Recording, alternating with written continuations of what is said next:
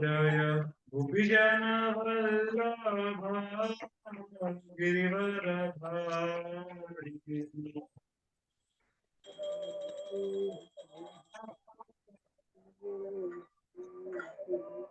जय यशोधनंदन भज जनरंजन राम राम राम राम हरे हरे ट्राई कैसे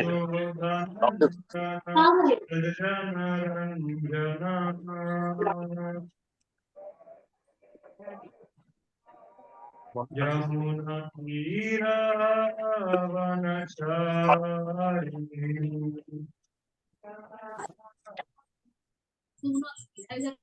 जय राधा माधव कुंज बिहारी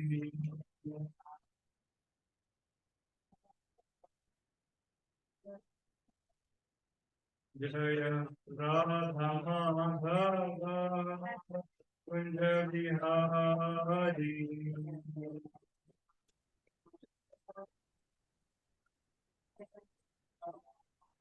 जय जगन्नाथ जय बलदेवा सुभद्रा माई जय सुदर्शन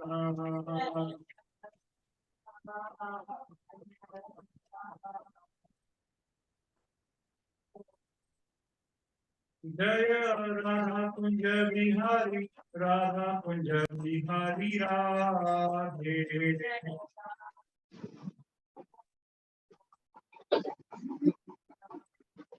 जय राधा वृंदावन चंद्र राधा वृंदावन चंद्र राधे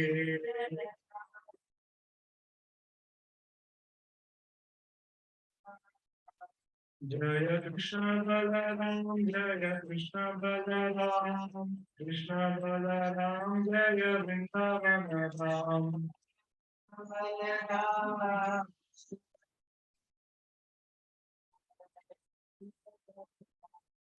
जय गौरनिताय जय गौरनिताय पतित पावन गौरनिताय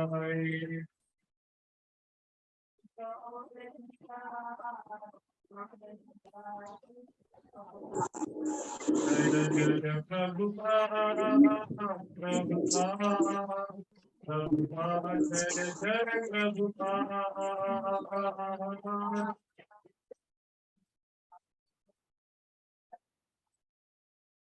निताय गौर हरि बोल हरि बोल हरि बोल निताय गौर हरि बोल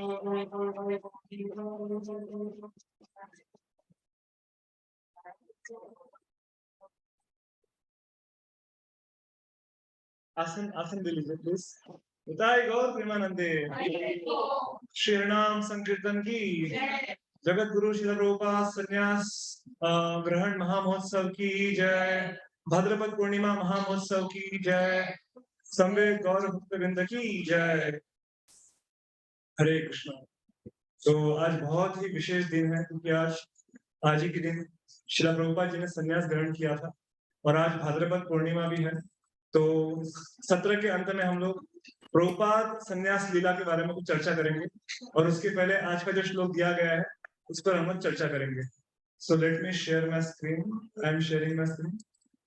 हरे कृष्णा। तो आप लोग बोर्ड पे श्लोक देख पा रहे हैं। आज का श्लोक है so we are reading from the book. हम लोग श्रीमद् भगवद गीता के 18वें अध्याय के जिसका शीर्षक है उपसंहार संन्यास की सिद्धि नामक इस अध्याय के 39 श्लोक की आज चर्चा करेंगे। तो मेरे पीछे आप लोग शब्दार्थ दोहराइए फिर हम लोग श्लोक का उच्चारण करेंगे। Okay 1 minute.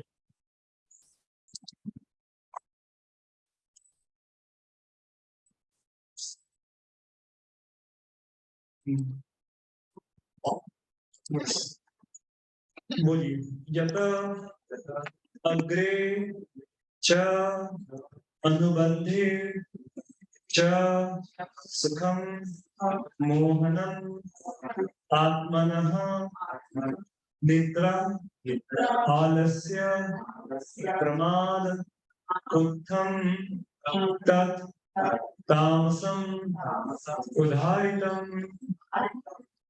यदग्रे चानुबन्धे च सुखं मोहनात्मनः निद्रालस्य प्रमादोत्थं तदास्तम् अस्मुधारितं यदग्रे चानुबन्धे च सुखं मोहनमात्मनः निद्रालस्य प्रमादोत्थं तत्तामसम् उदारितं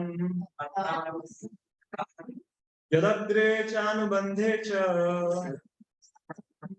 सुखं मोहनमात्मनः निद्रालस्य प्रमादोत्थं तत्तामसमुदारितं। कोई डराइए, बोलिए। यदग्रे चानुबन्धे च सुखं मोहनमात्मनः निद्रालस्य प्रमादोत्थं तत्तामसमुदारितं। और कोई उदाहरण चाहेंगे? हरे कृष्ण प्रभु जी, हरे कृष्ण। यदग्रे चानुबन्ध सुखं मोहनमात्मनः। अनुवाद शब्दार्थ यत जो अग्रे प्रारंभ में, च भी अनुबंधे अंत में, च भी सुखम सुख, मोहनम मोह में, आत्मनः अपना, निद्रा नींद, आलस्य आलस्य, प्रमाद तथा मोह से उत्थम उत्पन्न तत् वह तामसम तामसी उदारितम कहलाता है। अनुवाद और तात्पर्य कृष्ण कृपामूर्ति अभय चरणारविंद भक्ति वेदांत स्वामी श्री प्रभुपाद जी के द्वारा जगत गुरु श्री प्रभुपाद की जय। अनुवाद तथा जो सुख आत्म साक्षात्कार के प्रति अंधा है, जो प्रारंभ से लेकर अंत तक मोह कारक है, और जो निद्रा आलस्य तथा मोह से उत्पन्न होता है, वह तामसी कहलाता है। तात्पर्य जो व्यक्ति आलस्य निद्रा में ही सुखी रहता है, वह निश्चय ही तमोगुणी है। जिस व्यक्ति को इसका कोई अनुमान नहीं है किस प्रकार कर्म किया जाए और किस प्रकार नहीं, वह भी तमोगुणी है। तमोगुणी व्यक्ति के लिए सारी वस्तुएं भ्रम मोह है। उसे ना तो प्रारंभ में सुख मिलता है, ना अंत में। रजोगुणी व्यक्ति के लिए प्रारंभ में कुछ क्षणिक सुख और अंत में दुख हो सकता है, लेकिन जो तमोगुणी है उसे प्रारंभ में तथा अंत में दुख ही दुख मिलता है। श्रील प्रभुपाद की जय। ओम अज्ञानतिमिरन्धस्य ज्ञानाञ्जनशलाकया चक्षुरुन्मिलितं येन तस्मै श्रीगुरवे नमः। नमो विष्णुपादाय कृष्णपृष्ठाय भूतले श्रीमते भक्तिवेदांत स्वामिनिति नामिने नमस्ते सारस्वते देवे गौरवाणी प्रचारिणे निर्विशेष शून्यवादी पाश्चात्य देशतारिणे वाञ्छाकल्पतरुभ्यश्च कृपा सिन्धुभ्यैव च पतितानां पावनेभ्यो वैष्णवेभ्यो नमो नमः। जय श्री कृष्ण चैतन्य प्रभु नित्यानंद श्री अद्वैत गदाधर श्रीवासादि गौर भक्तवृंद। हरे कृष्णा कृष्णा कृष्णा हरे हरे, हरे राम राम राम हरे हरे। हरे कृष्णा। हम सभी भक्तों का आज के इस संध्याकालीन भगवत गीता रसमाला सत्र में स्वागत करते हैं। और आज बहुत ही विशेष दिन है। जैसे मैंने शुरू में बताया, आज भाद्रपद पूर्णिमा है, आज विश्वरूप महामहोत्सव भी है, जिस दिन भगवान चैतन्य महाप्रभु के बड़े भाई विश्वरूप ने संन्यास लिया था। और आज ही के दिन लगभग 64 साल पहले प्रभुपाद जी ने भी संन्यास ग्रहण किया है। तो हम लोग उसके बारे में आज के सत्र के अंत में चर्चा करेंगे। तो आज बहुत विशेष दिन है और आज चातुर्मास का जो दूसरा महीना है वो खत्म होने वाला है। तो कल से 3rd मंथ ऑफ चातुर्मास यानी कि अश्विन मंथ प्रारंभ हो जाएगा और अश्विन महीने में दूध वर्जित होता है। एज पर स्क्रिप्चर्स 4 महीने में 4 प्रकार की चीजों को हमें त्यागना चाहिए। तो प्रथम मास में हम लोग जो हरी सब्जी होती है, पालक, मेथी, है ना, और भी जिस तरह की सब्जी होती होगी, लीफी वेजिटेबल्स, उसका हम लोग सेवन नहीं करते हैं। दूसरे महीने में दही का त्याग करना होता है। तो आज तक हम लोग 1 महीने से दही से फास्टिंग कर रहे थे, तो कल से हम लोग दही खा सकते हैं। तीसरे महीने में दूध का सेवन नहीं करना होता है, मिल्क इज नॉट अलाउड। और चौथे महीने में जो प्रोटीनियस आइटम्स होते हैं, जैसे उड़द की दाल होती है, वो अलाउड नहीं है। तो 4 महीने में 4 प्रकार की चीजों का वर्जित ऐसा कहा गया है। तो आज 2nd मंथ खत्म हो जाएगा और कल से 3rd मंथ ऑफ चातुर्मास यानी कि अश्विन महीने का प्रारंभ होगा। ठीक है, आज के टॉपिक में हम लोग प्रवेश करेंगे। आप सभी से नम्र निवेदन है, online devotees please turn on your videos, offline devotees please silent your mobile phones. तो आप सभी लोग अपना अपना दर्शन लीजिए, वीडियोस ऑन कर लीजिए। अभी हम लोग फटाफट आज का जो टॉपिक है वो कवर करके प्रभुपाद जी के बारे में चर्चा करेंगे।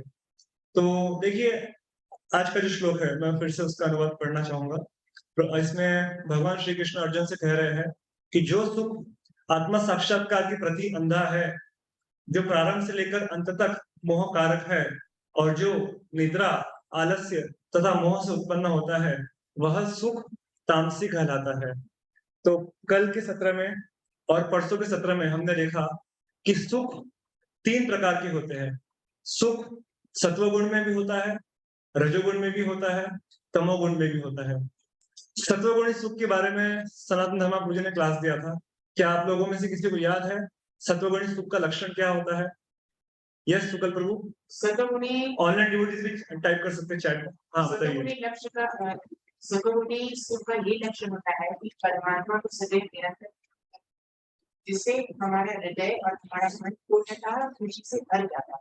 वो सुख एक ऐसा सुख होता है जो मतलब ये जो भौतिक जगत का सुख है उससे परे होता है और वो सबसे अनंत आनंद है। उसका कभी ना कोई अंत था ना दोष। हमारे पैदा होने से पहले और हमारे अंत तक जब तक हमें स्पिरिचुअल बॉडी न मिले उस सुख तब तक रहेगा। वाह, वेरी गुड। तो इन ब्रीफ तो उसमें हम देखते हैं कि जो सत्वगुणी सुख होता है वो हमें प्रारंभ में दुख दे सकता है, हमें लगता है कि कितना कष्टपूर्ण है, लेकिन अंत में, अंत भला तो सब भला, उसका एंड रिजल्ट क्या है? End result is sukham, you will get happiness and pleasure and anandam. तो वो है सत्वगुणी सुख। कुछ एग्जांपल्स आप लोग बताना चाहेंगे? Examples of happiness in mode of goodness.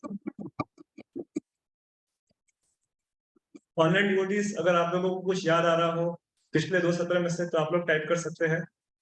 तो देखिए, मैं हमेशा एग्जांपल देता हूँ, example of follow all 4 regulatory principles. Yes, so Mata ji telling की 4 नियम पालन करने में शुरू में बहुत समस्या होती है, लेकिन अंत में हमें समझ में आता है कि 4 नियम अति आवश्यक है। और मैं हमेशा मॉर्निंग प्रोग्राम का एग्जांपल देता हूँ। सुबह 4:30 बजे उठ के स्नान करके मंगल आरती के लिए, जप के लिए आना, शुरू में हमें बहुत कष्टदायी लग सकता है, लेकिन फिर हमें समझ में आता है कि ब्रह्म मुहूर्त में आप जितना भी जप करते हैं, आपको कम से कम 5 गुना लाभ उसका मिलेगा, क्योंकि जप तो करना ही है। आप दिन में करो या रात में करो या कभी भी करो, लेकिन best time to chant Hare Krishna is morning time. और इतना ही नहीं, अगर आपको कुछ स्पिरिचुअल एक्टिविटी करना है, भागवतम पढ़ना है, भगवत गीता के श्लोक मेमोराइज करने हैं, तो उसके लिए भी सबसे अच्छा समय कौन सा है? सुबह का समय। लेकिन उसके लिए क्या करना होगा? We have to join 9 PM club, अर्थात जल्दी सो जाइए, 9 बजे सो जाइए, 4 बजे उठ जाइए, स्नान करके रेडी होके फिर आप अच्छे से भगवान का नाम जप कर सकते हैं, गीता भागवत का श्रवण कर सकते हैं और प्रचार कर सकते हैं। So this is happiness in mode of goodness. Next is happiness in mode of passion. तो उसके बारे में प्रभु जी ने क्या बताया था? कल की क्लास में किसी को याद है? रजोगुणी सुख के बारे में कल हमने चर्चा की थी। यस माता जी, कोई थैंक यू।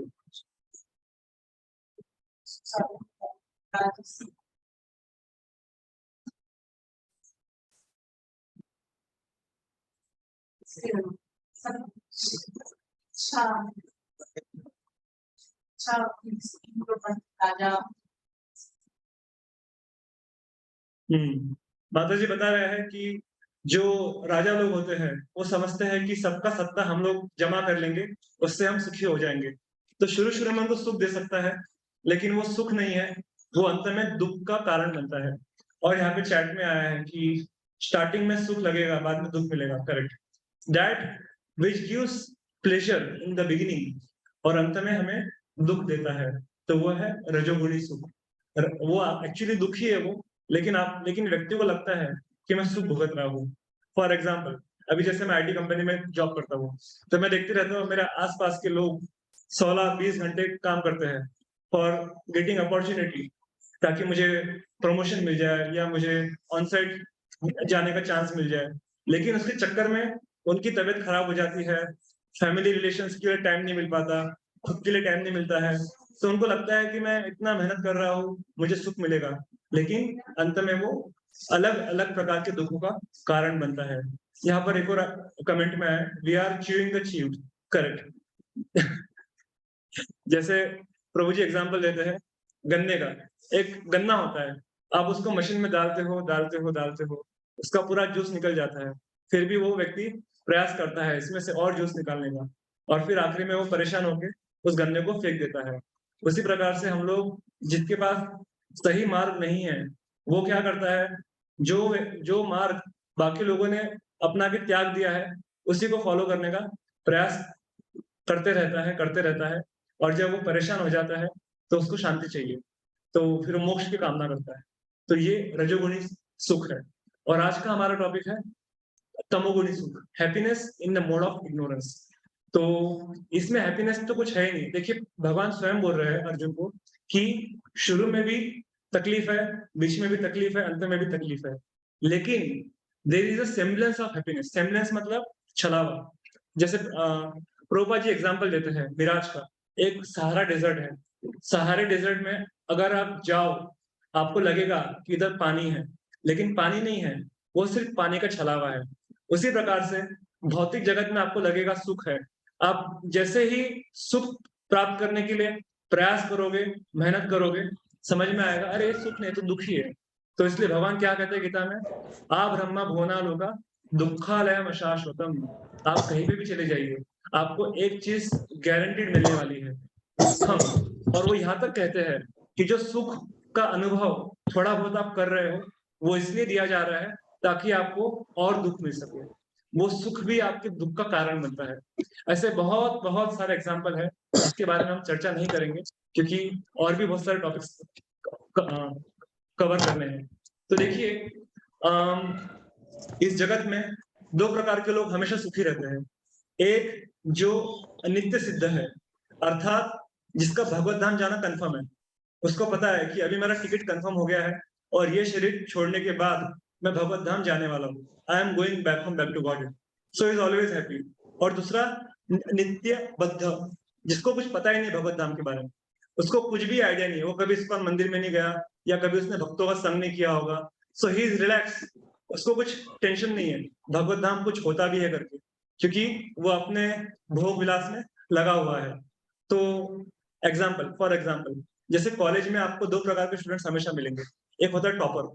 टॉपर क्या करता है, टॉपर का पूरा पढ़ाई हो जाता है और वो अपने दोस्तों के रूम में जाके पूछेगा, अरे तेरा स्टडी हुआ क्या, और तूने कितने बार रिवीजन किया। वो पूछ पूछ के सबको टेंशन देता है। क्यों?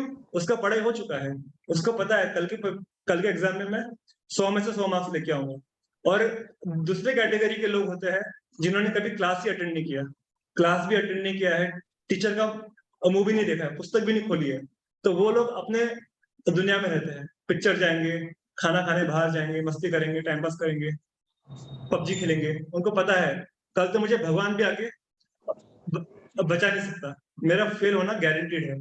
तो दो प्रकार के लोग आपको हमेशा मिलेंगे। तो ये जो सेकंड कैटेगरी ऑफ पीपल है, nitya baddha, they are always into breaking four regulatory principles, उसके बारे में भगवान चर्चा कर रहे हैं। तो ऐसे व्यक्तियों को शुरू में भी सुख नहीं मिलता है, अंत में भी सुख नहीं मिलेगा। उनका सुख केवल इतना ही है कि वो अपने अज्ञानता में डूबे रहते हैं, वही उनके लिए सुख है। आप देखिए, जो 4 नियम बताए गए हैं, मांसाहार मत करो, व्यभिचार मत करो, जुआखोरी मत करो, नशाखोरी मत करो, इससे अगर हम देखेंगे तो एक सत्वगुणी व्यक्ति जो होता है, by default he is following all this 4 regulatory principles. रजोगुणी व्यक्ति के लिए टग ऑफ वार शुरू रहता है कि अभी पार्टी में जाना है, तो मैं प्याज लहसुन खाऊं कि नहीं खाऊं, या फिर मुझे कोल्ड ड्रिंक्स पीना चाहिए कि नहीं पीना चाहिए। उसके मन में टग ऑफ वार चलता रहता है। क्यों? क्योंकि बिकॉज ऑफ सोशल एटिकेट्स, कि मेरे बाकी मित्र मेरे बारे में क्या सोचेंगे, बॉस मेरे बारे में क्या सोचेगा। तो इस तरह से वो 4 रेगुलेटरी प्रिंसिपल्स को फॉलो करने के लिए संकोच करता है। और जो तमोगुणी व्यक्ति होता है, वो तो पूरा सरेंडर हो जाता है माया देवी को, और वो सारे नियम तोड़ते रहता है। तो जैसे आप देखेंगे प्रभुपाद जी ने भी, हिप्पीज जो थे, हिप्पीज हर दिन 4 नियम का भक्षण करते थे। Every day they used to break 4 regulatory principles, meditating, gambling, intoxication, all this sinful activities they used to perform. लेकिन फिर हम देखते हैं कि एक महाभागवत के संपर्क में आने से उन्होंने अपने बुरी आदतों को छोड़ दिया, एंड देन हिप्पीज बिकेम हैप्पीज। वो सब महात्मा बन गए, दे ऑल बिकेम डिवोटीज। तो ये समझना बहुत आवश्यक है कि चाहे हम कितना भी कृत्रिम रूप से प्रयास क्यों ना कर ले, जब तक हम प्रकृति के नियमों का पालन नहीं करेंगे, तब तक वास्तविक सुख या आनंद का प्राप्त होना बहुत मुश्किल है। चौपाटी का मैं एक स्टोरी बताता हूँ हमेशा, कि एक there was one college student, उसको हमारे डिवोटीज प्रीचिंग करते थे, तो उसको उन्होंने कहा कि आप हमारे मंदिर में आइए, यही पास में इस्कॉन का मंदिर है, आप मंदिर में आइए। तो वो बोला कि नहीं, मैं मंदिर में नहीं जाता, मुझे तो डिस्को पसंद है। तो फिर वो डिवोटी ने पूछा, कौन से डिस्को में आप जाते हो? तो बोला उसका नाम है आरजीस। तो डिवोटी बोला, हमारे मंदिर का भी नाम है आरजीस, राधा गोपीनाथ मंदिर, तो आप एक बार आ जाइए। तो उसको संडे फिश में लेके आए, संडे फिश में लाए, मस्त डांसिंग कीर्तन हुआ, और फिर डांसिंग कीर्तन के बाद प्रसाद वगैरह मिला। तो उसने पूछा, उस बच्चे ने, कि इसका मुझे कितना पे करना होगा, इसका चार्ज कितना है? तो प्रभु जी बोले कि ये तो फ्री में होता है, मंदिर में खाना पीना नाचना गाना सब कुछ फ्री में होता है। तो वो बोला, क्या बात कर रहे हो, वहां डिस्को में तो नाचने के मुझसे कितने पैसे लेते हैं वो लोग, 1000 1500, और खाने पीने का पैसा वो अलग। तो मंदिर में तो बहुत अच्छा है, यहाँ पर भगवान के सामने नाचो, और नाचने के बाद जब आप थक जाओगे तो खाना भी फ्री है। वाह! तो प्रभु जी बता रहे थे अपने लेक्चर में कि देखो, जो व्यक्ति 4 नियम पालन करता है, उसका सेविंग्स अपने आप हो जाता है। क्योंकि अगर आपको मांस खाना है, let's say for example KFC, Venky, chicken burger, इसका कॉस्ट नॉर्मल खाने से तो बहुत ज्यादा है, तो वैसे आपका बहुत सारा लक्ष्य सेव हो जाएगा। फिर उसके बाद में जैसे सॉफ्ट ड्रिंक्स होते हैं, सॉफ्ट ड्रिंक्स, हार्ड ड्रिंक्स, तो ये एक फ्रूट जूस है जिसका कॉस्ट बहुत महंगा है, तो वैसे भी आप काफी सारा अपना जो कमाई है वो सेव कर सकते हो। फिर जो व्यक्ति जुआ जुआ खेलता है, लॉटरी, गैम्बलिंग वगैरह वो सब करता है, उससे भी उसका बहुत सारा धन समाप्त हो जाता है। तो अगर वो इन चीजों को त्याग दे, तो वो काफी कुछ अपनी जो कमाई है या अपना जो समय है उसको बचा सकता है। और उसी प्रकार जो लोग गलत संगति में रहते हैं, बुरी संगति के कारण भी उनका समय, उनका शक्ति, उनका धन सबका नाश होता है। तो अगर वो सही संगति में आ जाएगा और व्यभिचार करना छोड़ देगा, तो क्या होगा, वो अपने जीवन को सफल कर सकता है। तो ये बहुत महत्वपूर्ण है समझना कि और इसके अलावा अगर हम देखेंगे तो मांसाहार करने से व्यक्ति के अंदर दया की भावना खत्म हो जाती है। So this is very simple, कि हमारे अंदर दूसरों के प्रति कंपैशन, करुणा भाव जो होता है वो उससे कम हो जाता है। और तो और जो प्रॉब्लम्स उसको फेस करनी पड़ती है, heart disease, obesity, stomach problems, वो अलग। इंटॉक्सिकेशन से क्या होता है, तपस्या करने की आदत निकल जाती है। अगर आप उसको बोलो सवेरे जल्दी उठ भाई, रात को जल्दी सो, वो नहीं करेगा। क्यों? उसको नशाखोरी की हैबिट लग चुकी है, तो उससे तपस्या करने की प्रॉब्लम, मतलब वो तपस्या नहीं कर सकता। और फिर लीवर प्रॉब्लम और जो मेंटल डिसीजेस है उसका उसको सामना करना पड़ता है। गैम्बलिंग करने से क्या होता है, झूठ बोलना शुरू कर देता है। देखा होगा आप लोगों ने, जो व्यक्ति जुआखोरी करता है, जैसे लॉटरी का बिजनेस है, लॉटरी हो गया, कसिनो हो गया, all this things for example. तो उससे क्या होता है, झूठ बोलने की हैबिट, लोगों से झूठ बोल के पैसा जमा करना, उसको सट्टे में लगाना। तो इससे भी क्या होता है, ट्रुथफुलनेस, जो सत्यवाक होना चाहिए व्यक्ति, वो गुण उसमें से निकल जाता है, और वो धोखेबाजी करता है, चोरी चकारी करता है बिकॉज ऑफ गैम्बलिंग। और चौथा है एक्स्ट्रा मैरिटल अफेयर्स, जैसे for example live in relationships and so on. तो इसकी वजह से क्या होता है, शौचम, जो व्यक्ति का क्लीननेस है, mental purity, physical purity and internal purity, सब कुछ खत्म हो जाता है। तो इसलिए हमें and so many diseases follows, उसकी वजह से जो उसको अलग अलग प्रकार की रोग बीमारियों का सामना करना पड़ता है, वो अलग। अगर आप सुनेंगे, मतलब जो जिस प्रकार की डिजीजेस व्यक्तियों को सहन करनी पड़ती है, दे आर हॉरिबल। एसटीडीज के बारे में अगर आपने सुना होगा, sexually transmitted diseases, they are too painful, horrible. तो इस प्रकार से जब हम नियम तोड़ते हैं तो हमें उसका फल भुगतना पड़ता है। तो ये प्रकृति के नियम है। जब हम प्रकृति के नियम पालन करेंगे, हमारा जीवन और उज्जवल हो सकता है, और जब हम उनको तोड़ेंगे तो क्या होगा, हमारा जीवन नरक बन जाएगा। तो इसी प्रकार से भगवान भगवत गीता में एक श्लोक बताते हैं, will share on screen so that all of you can see. तो ये बोल के हम लोग इस टॉपिक को यहीं पे विराम देंगे। Late me share it, share screen. तो ये बहुत महत्वपूर्ण श्लोक है, आप लोग मेरे पीछे दोहराइए। त्रिविधम नरकस्येदम द्वारम नाशनमात्मनः काम क्रोध तथा लोभ तस्मात्तम त्यजेत तस्मात् एतत् त्यजेत। इसका अनुवाद इस प्रकार से है, इस नरक के 3 द्वार है, अर्थात काम, क्रोध तथा लोभ। प्रत्येक बुद्धिमान व्यक्ति को चाहिए कि इन्हें त्याग दे, इनसे आत्मा का पतन होता है। भगवान क्लियरली बोल रहे हैं, अगर आपको नरक में जाना है तो आप 4 नियम को तोड़िए। 4 नियम तोड़ने से आपका नरक जाना गारंटीड है। जैसे मैंने बताया क्लास की शुरुआत में कि जो व्यक्ति 4 नियम पालन करता है, 16 माला जप करता है, श्रवण कीर्तन करता है, उसका गोलोक जाना कंफर्म है। उसका अपोजिट, एग्जैक्ट अपोजिट अगर आपको करना है तो अभी 4 नियम ब्रेक कीजिए, उससे काम, क्रोध, लोभ सब आ जाएगा अंदर, और फिर आप बराबर डिलीवर हो जाओगे नरक लोकों में। तो इसका देखिए प्रभुपाद जी क्या लिखते हैं तात्पर्य में। यहाँ पर आसुरी जीवन प्रारंभ होने का वर्णन हुआ है। This is the beginning of hellish life. मनुष्य अपने कर्म को तुष्ट करना चाहता है, किंतु जब उसे पूरा नहीं कर पाता तो क्या होगा, क्रोध तथा लोभ उत्पन्न होता है। जब काम पूरा नहीं होता है तो क्या होता है, उससे क्रोध और लोभ आता है। भगवत गीता में भगवान कहते हैं ना, ध्यायतो विषयान् पुंसां संगस्तेषुपजायते, संगात् संजायते कामात्, कामात् क्रोधो विजायते, क्रोधात् भवति सम्मोहः, सम्मोहः स्मृति विभ्रमः, स्मृति भ्रंशात् बुद्धिनाशो, बुद्धिनाशात् प्रणश्यति। ये गीता का श्लोक है, सेकंड चैप्टर में आता है 2.63, 64, 65, कि जब आपका क्रोध बढ़ता है तो क्रोध बढ़ने से क्या होगा, आपका बुद्धि का नाश हो जाएगा, और जब बुद्धि का नाश हो जाएगा तो फिर आपका पतन हो जाएगा। जो बुद्धिमान मनुष्य आसुरी योनि में नहीं गिरना चाहता, उसे चाहिए कि वह इन तीनों शत्रुओं का परित्याग कर दे। कौन से शत्रु, काम, क्रोध, लोभ, क्योंकि ये आत्मा का हनन इस हद तक कर देते हैं कि इस भव बंधन से मुक्ति की संभावना नहीं रह जाती।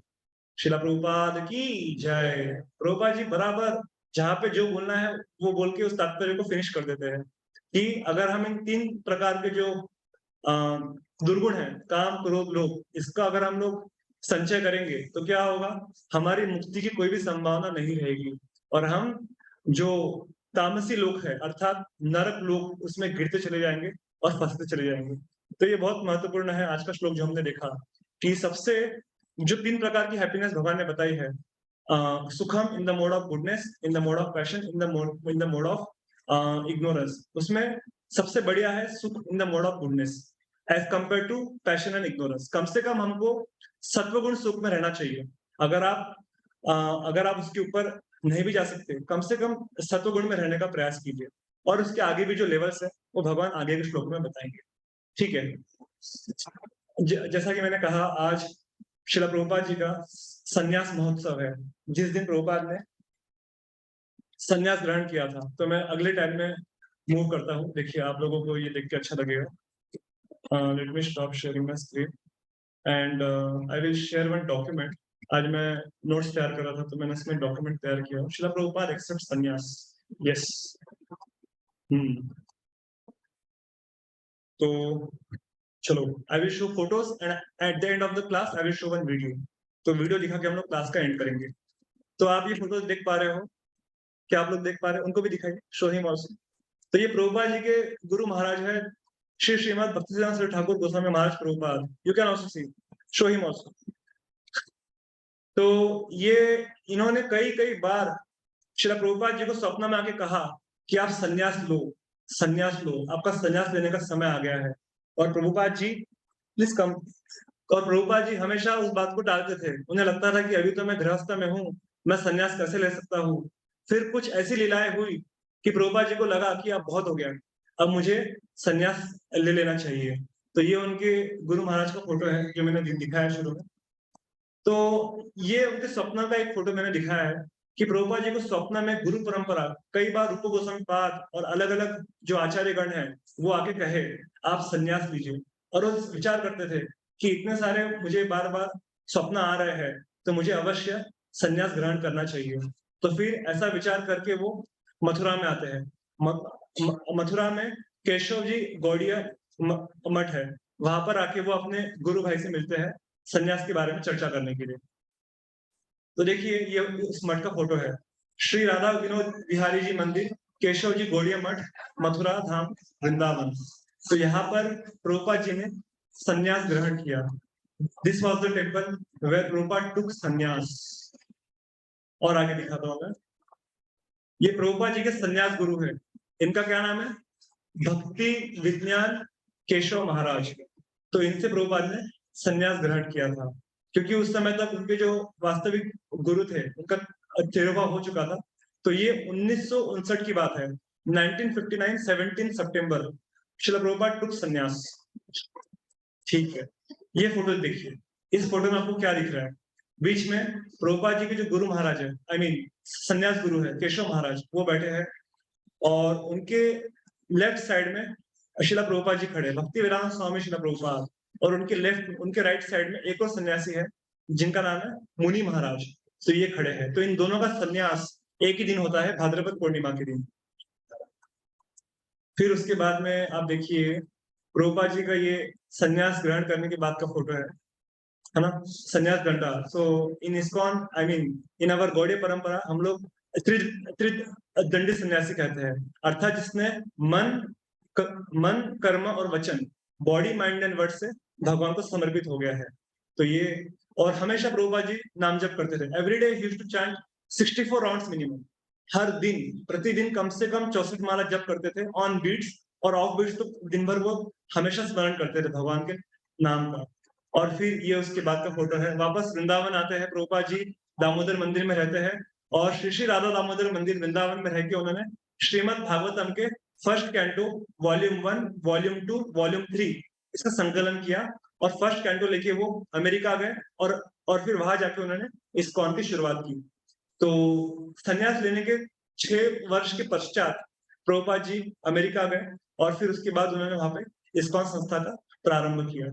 तो आज का बहुत विशेष दिन है कि प्रभुपाद जी ने हम लोगों के लिए, जगत कल्याण के लिए, वृंदावन छोड़ के वो मथुरा गए, मथुरा से संन्यास लिया, फिर मुंबई आए, मुंबई से उन्होंने कार्गो शिप का टिकट लिया, कलकत्ता गए और कलकत्ता से बोट में 37 दिन ट्रैवल करने के बाद कार्गो शिप, जैसे आप लोगों ने गुड्स ट्रेन देखा होगा है ना, गुड्स ट्रेन में कोई लोग नहीं रहते, सिर्फ उसमें सामान रहता है। ऐसा कार्गो शिप होता है जिसमें लोग नहीं रहते, कंटेनर्स और ये सब होता है। उसमें प्रभुपाद जी ने 70 वर्ष की आयु में 37 दिन ट्रेवलिंग करने के बाद वो अमेरिका गए और वहां उन्होंने मलिच्छो और जो लोग 4 नियम को तोड़ते थे, जैसे हमने आज के लेक्चर में देखा, उन लोगों को प्रचार करके डिवोटी बनाया। तो देखिए कितना बड़ा कंट्रीब्यूशन है पूरे जगत के लिए। एक वीडियो दिखा के मैं आज के लेक्चर को स्टॉप करूंगा। तो ये वीडियो जो है, okay, first I will share the video. आप लोग मेरा स्क्रीन देख सकते हैं। Okay, give me 1 minute. ये अच्छा वीडियो आपको देख के अच्छा लगेगा शायद। तो ये जो अभी मैं दिखाने वाला हूँ, ये प्रभुपाद जी का जो टीवी सीरीज आया था 1996 में, उसमें से एक पार्ट मैंने लिया हूँ, वो मैं यहाँ पे दिखाने का ट्राई कर रहा हूँ। Just I will just play the music, ताकि जो लोग ऑफलाइन सुन रहे हैं उनको भी सुना जा सके। तो मैं Bluetooth mode. इसको कनेक्ट कर देता हूँ। AUX mode. Yes, I think आप लोग अभी सुन पाओगे। Now I will share once again. ये दिखा के हम लोग आज के प्रवचन को यहीं पे स्टॉप करेंगे। क्या आप लोग मेरा स्क्रीन देख पा रहे हैं? तो ये जो डिटीज है, राधा विनोद जी, ये केशव जी गौड़िया मठ के विग्रह थे जहाँ पे प्रभुपाद जी ने संन्यास लिया।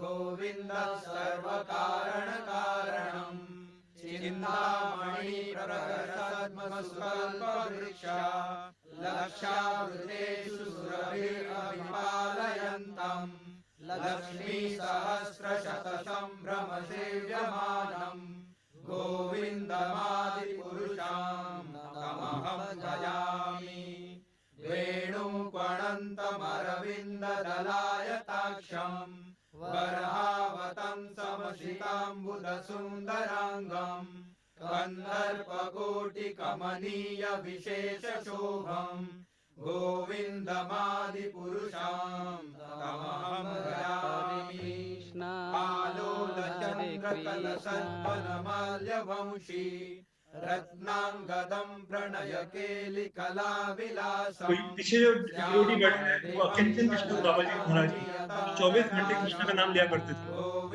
वो कृष्ण हरे कृष्ण कीर्तन प्रारंभ कर देते हैं। ये देखिए, ये प्रभुपाद जी का संन्यास का वो लोग वीडियो दिखा रहे हैं। ये आप मेरे बड़े ज्ञानी गुरु बंधु हैं। आप स्वामी श्री प्रभुपाद के भी प्रिय हैं। ये उनकी कृपा ही है कि वे चाहते हैं कि आपको पारिवारिक जिम्मेदारियों से मुक्त करें। अब समय आ गया है संन्यास लेने का और श्री कृष्ण के संदेश का प्रचार करने में खुद को व्यस्त रखने का। उनकी ओर से मैं तुम्हें अभी संन्यास देता हूं। तुम्हारा संन्यास्त नाम होगा श्री अभय चरणारविंद भक्ति वेदांत स्वामी। जय।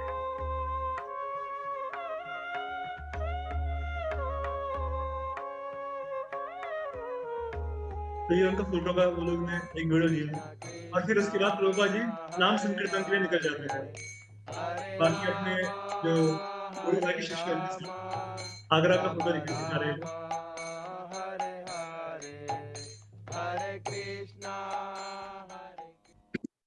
हरे कृष्णा। तो मैं एक लास्ट पॉइंट बोल के आज के प्रवचन को विराम दूंगा। प्रभुपाद जी को जो सफलता प्राप्त हुई उसका कारण क्या है? इसमें दो कारण है। एक, हरिनाम के ऊपर विश्वास। प्रभुपाद जी का नाम जप में बहुत विश्वास था।